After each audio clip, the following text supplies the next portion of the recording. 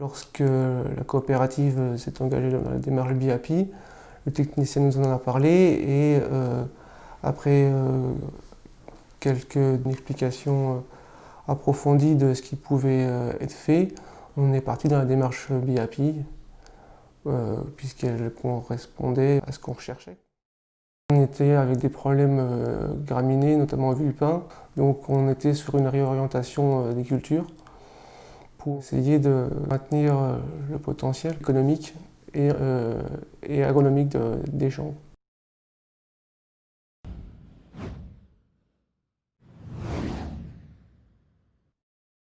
Depuis des années, on voyait qu'on avait une hétérogénéité des sols, mais on ne savait pas la mesurer, ni comment faire pour corréler cette hétérogénéité des sols avec nos matières, enfin notre manière de faire, notre manière de produire. Et là, l'objectif de BIAPI, c'est vraiment d'analyser cette hétérogénéité des sols et après corréler ce qui est possible de faire par rapport au potentiel et donc la fertilisation à mettre en œuvre par rapport à ces différents types de sols. Avec la démarche BIAPI, on a constaté que l'hétérogénéité des parcelles pouvait parfois venir des cultures ou des exploitants précédents qui avaient une antériorité parfois de plus de 100 ans.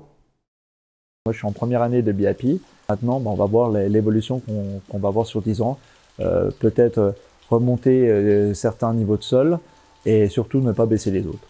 Je renouvellerai certainement dans 10 ans. Donc. Le diagnostic BIAPI nous a permis, dans certains champs qui avaient des très fortes hétérogénéités de potentiel hydrique, d'adapter la fumure et potentiellement augmenter les rendements parce qu'on s'est aperçu que les zones à plus fort potentiel, on les appauvrissait alors que c'était les meilleures zones du champ.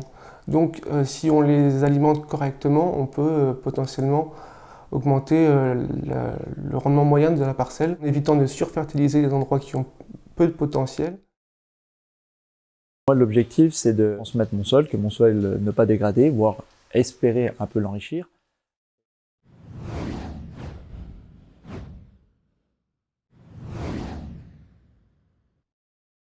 Donc la CAL est engagée dans la démarche BIAPI depuis 2018. Nous avons aujourd'hui 18 agriculteurs engagés dans cette démarche. Pour vous situer un petit peu, on a 2000 hectares qui sont faits en BIAPI fertilité, dont vous avez pu voir le témoignage de Romain Henbert. Et nous avons aussi 1500 hectares dans la démarche BIAPI potentiel, dont vous avez aussi le témoignage de Jean-Paul Fontaine. Le retour qu'on a aujourd'hui sur ces 2 années d'expérience, c'est qu'on déjà, d'avoir fait des diagnostics, on s'est aperçu que ce service est vraiment bien adapté à notre contexte. Sur le secteur de la CAL, nous avons vraiment une hétérogénéité de sol qui se conclut sur 2 éléments, une au niveau du type de sol et une autre au niveau de l'hétérogénéité chimique du sol. Donc chaque agriculteur qui est parti dans cette démarche a reçu un vrai conseil, un vrai discours et un vrai diagnostic adéquat à son exploitation. Quand on a lancé le service BIAPI à la CAL, on visait une population d'agriculteurs qui étaient intéressés par rapport à faire une étude de leurs pratiques, essayer de comprendre ce qui allait, ce qui n'allait pas dans les parcelles et surtout d'essayer d'apporter un conseil adapté par rapport aujourd'hui à la situation climatique et la situation environnementale. Or, depuis 1 an, les nouvelles demandes de personnes qui sont intéressées par une démarche type d'agriculture de précision sont des agriculteurs qui sont engagés dans un lien environnemental.